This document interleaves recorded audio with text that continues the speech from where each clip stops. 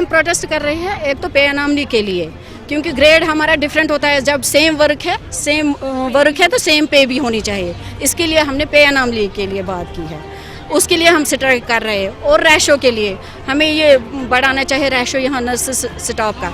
इतना हॉस्पिटल बढ़ गया, 700 बेड बढ़ गए, मगर स्टाफ कोई भी नहीं आया। स्टाफ वही का वही रह गया है, उतना ही स्टाफ है, उसी स्टाफ को खींच रहे हैं। और टेक्निकल ग्रेड नहीं है। और एमपीएच हमारी तरफ से बहुत सारे यहाँ 54 एमपीएच है, उनको एमपीएच डिप्लोमा है, उनको एएनएम बोला जाता है, और उनको कोई प्रमोशन नहीं हो रही है पिछले 20 सालों से।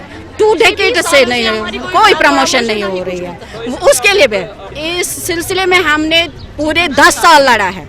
10 साल से हमारे लिए कुछ नहीं हुआ, इसलिए हम मजबूर हो गए आज स्ट्राइक के लिए।